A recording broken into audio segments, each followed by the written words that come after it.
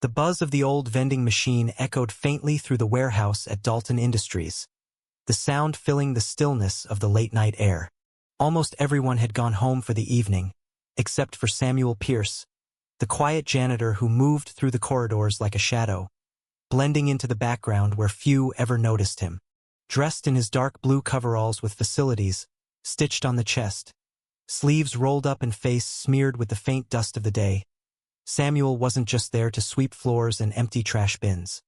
Not tonight. Samuel made his way past towering shelves cluttered with dusty machine parts, coiled wires, and forgotten monitors. He knew every inch of this place by heart.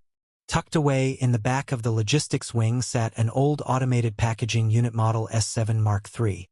It had been out of commission for months, labeled beyond repair by the engineering team, a relic of the past destined for scrap. But Samuel had other ideas. Ever since the unit broke down, Samuel had quietly worked on it after hours. No manuals, no team, no expectation that he should even care. But fixing broken things had always been his language, his way of making sense of the world. As a boy, he'd spend hours tinkering with radios, old clocks, and discarded appliances long before life forced him to drop out of his mechanical engineering studies at Ohio State to care for his ailing mother. With care and precision, Samuel laid out his tools. A voltmeter, a soldering iron, a socket wrench, and a flashlight small enough to nestle between his teeth when needed. Next to him, on a flattened cardboard box, was a mess of hand-drawn schematic slips and arrows, messy notes only he could decipher. Kneeling beside the machine, he gently adjusted one of the internal coils. "You've got some fight left in you," he murmured. The machine groaned softly in reply, but the lights stayed dark. In another part of the building, Jonathan Hale, the CEO of Dalton Industries, returned from a late dinner meeting, swinging by the office to grab a forgotten laptop. His early flight the next morning didn't leave room for oversight. As he passed the logistics wing, something caught his attention. A sliver of light from the storage room door, left ajar.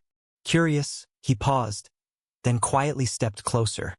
The faint whir of machinery reached his ears, unfamiliar but deliberate.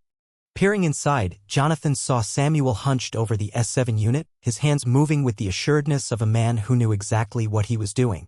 The machine, lifeless for months, suddenly jerked once, then twice, then came alive, sorting a package with mechanical precision before flawlessly moving on to the next.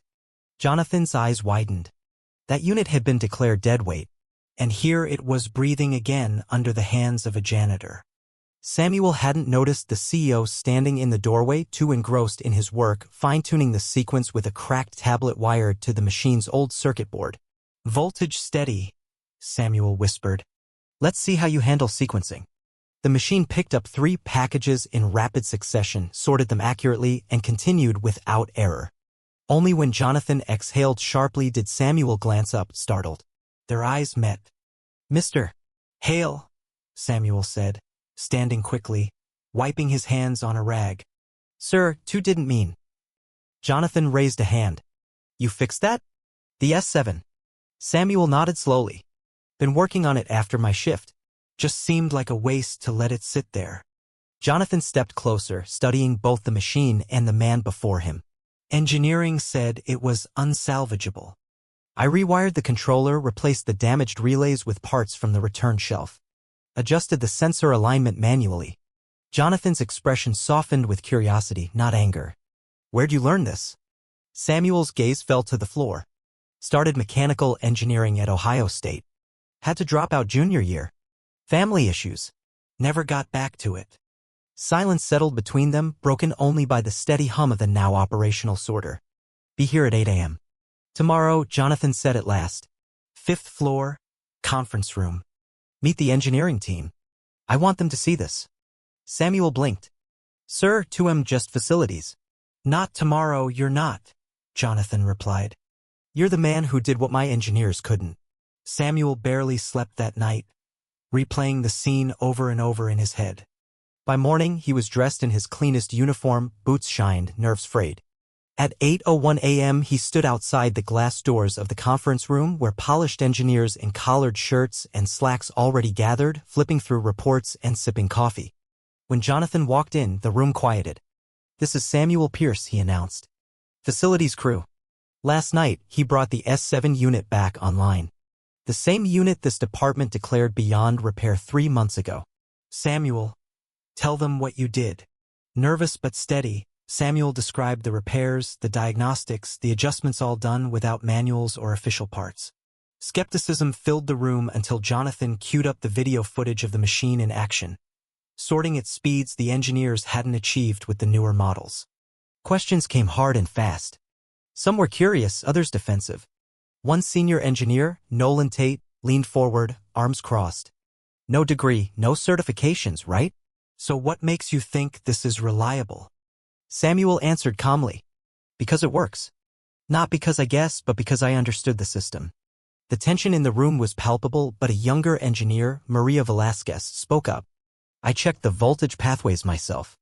His redesign runs cleaner than spec. Jonathan nodded. Exactly why I'm proposing we bring Samuel upstairs temporary assignment. Learn from him, see what else we've been missing. Grudging acceptance rippled through the team. Nolan's glare didn't soften, but he kept his silence. Samuel, unsure whether to be excited or terrified, simply nodded. Yes, sir. As the days turned into weeks, Samuel settled into his new role. No fancy degrees, no prestige, just relentless curiosity and hands that knew how to bring dead machines back to life. Slowly, the walls began to come down. Maria became his closest collaborator, while others, like Nolan, kept looking for flaws that weren't there. Samuel's approach was simple but effective. He listened more than he spoke. He fixed problems before they became crises. And when a major conveyor system began failing, it was Samuel who spotted the Asuya miscalibrated sensor causing intermittent errors. His fix not only stabilized the line but improved throughput by 20%. Word spread. Executives started asking about him in meetings. The logistics director dropped by his station for quick chats. Samuel's badge changed one morning. Samuel Pierce, systems development lead. He stared at it for a long time before quietly pinning it to his shirt. Still, the resistance from Nolan didn't fade.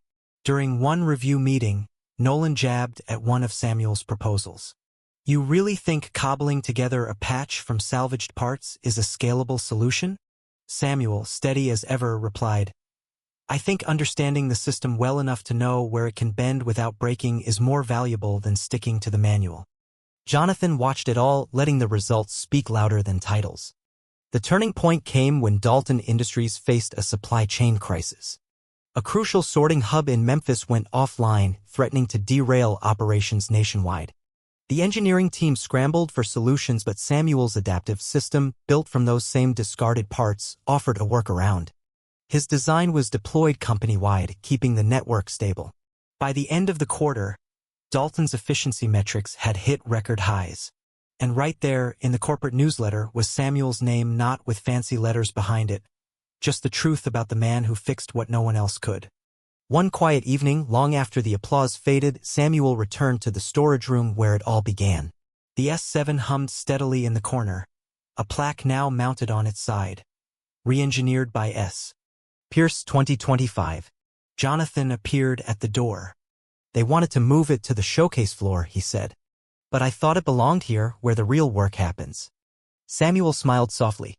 Seems right. Jonathan stepped inside, nodding toward the old schematic pinned to the wall. You ever think about finishing your degree?